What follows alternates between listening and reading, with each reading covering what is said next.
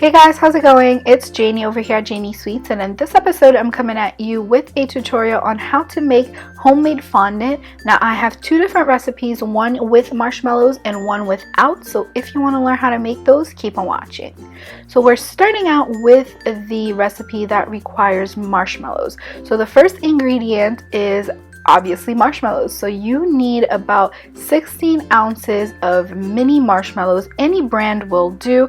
You just want to make sure that they're the mini kind so that you do not have a hard time melting them. Then you're just going to pop those in the microwave, making sure not to burn them, so don't overheat them too much. And then once the marshmallows have completely melted, you can go ahead and proceed to the next step. So you're just going to add about a tablespoon of water to your melted fondant, and then just kind of scrape the sides of the bowl so that the marshmallows detach from your bowl.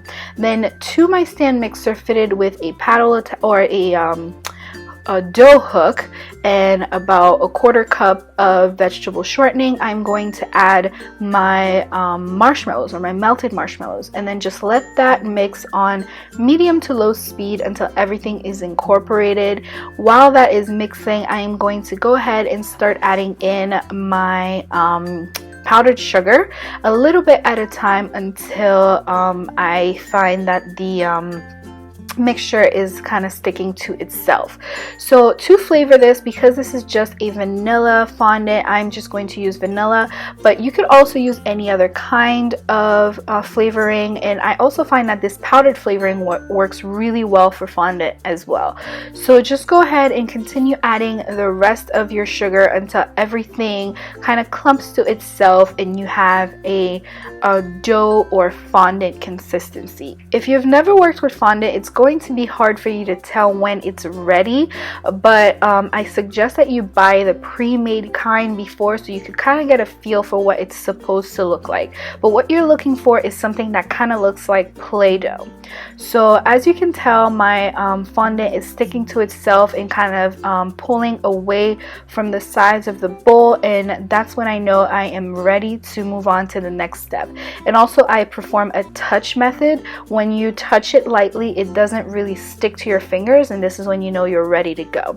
So just go ahead and rub some Crisco all over your hand so that it does not stick to your fingers, because the middle of it is quite soft and it might still stick to your fingers. So just kind of scrape it out of the bowl, and then add in some powdered sugar, or the rest of your powdered sugar, a little bit at a time until you are completely done with the fondant. So when I say completely done, it should no longer stick to the table and no longer stick to your hands. So just keep adding the rest of your powdered sugar until you're done with everything. So on the first go, you want to go ahead with half of your powdered sugar and then just add it or add the rest at this stage. So I'm just going to continue to rub the Crisco onto my hands so that it doesn't stick to my hands, and then just keep adding the powdered sugar until it no longer sticks to the table. So once it looks like what I am showing you right now, you know you're ready. I'm just going to form it into a ball and then just kind of rub Crisco all over it again, just so that it doesn't form a film or a crust on me. I'm going to rub it on the front side as well as the back side, and then wrap it very tightly in saran wrap, and then store it in a airtight container. So what I like to do is I like to wrap it in the saran wrap and then grab a Ziploc bag, like the freezer bags, and then zip it in there, and then again put it inside of an airtight container, and it will last for a very long time. So now moving on to the fondant without marshmallows. So for this, what you're going to need is 4 sleeves of gelatin, and this is just unflavored gelatin, not jello. You're going to bloom those into some milk, and that's just room temperature milk. I'm just going to stir it and let it sit for about 5 minutes, and then it's just going to kind of swell up and then absorb all that milk. Then I'm going to pop that into the microwave again to melt everything. While that is melting, I am just going to grab my corn syrup, and to that I'm going to add my vegetable glycerin as well as my room temperature butter.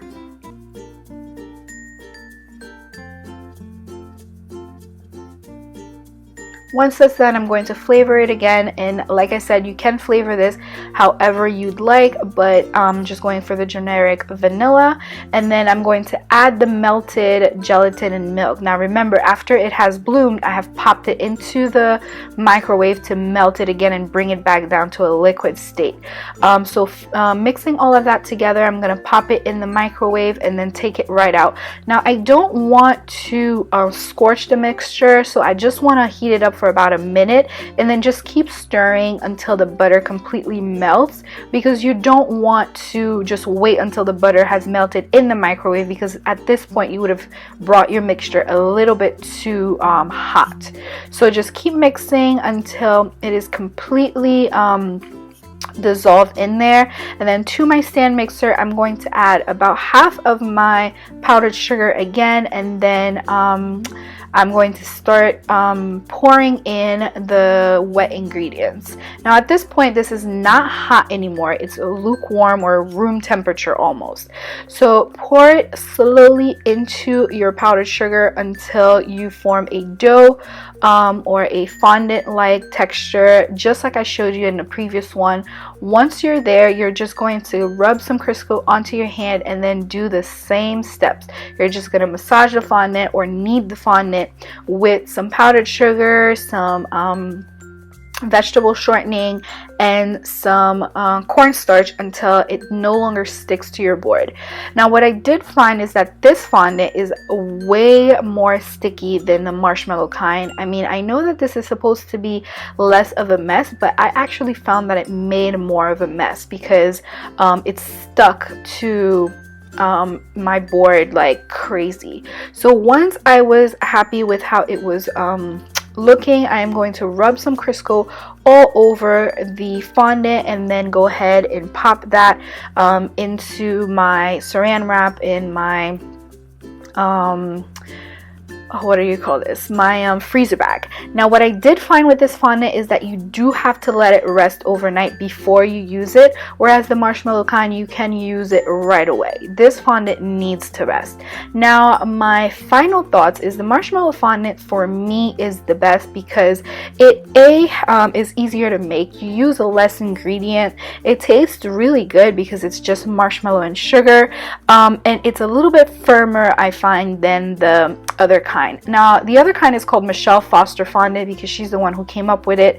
The only con that I find with marshmallow fondant is that once you leave it and it rests overnight, you really need to work hard to knead it before you can work with it again. So I didn't like that about this. Now the Michelle Foster Fondant, which is the fondant without using the marshmallows, I didn't like that you had to use more ingredients and it's more time consuming, but it did also taste pretty good. I would assume that it would spoil a little faster because of the milk and the butter in it, but I haven't really waited too long to use it to test that out, but it does stay a lot softer than the marshmallow fondant, so I really like that about it.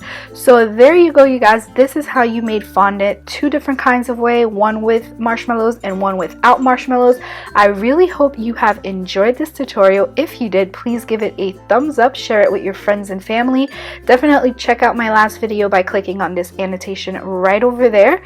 My socials are at Janie Sweets. You can find me on Instagram as well as on Facebook. Subscribe to the channel so that you do not miss out on any other of my videos. I love you. I'll talk to you next time.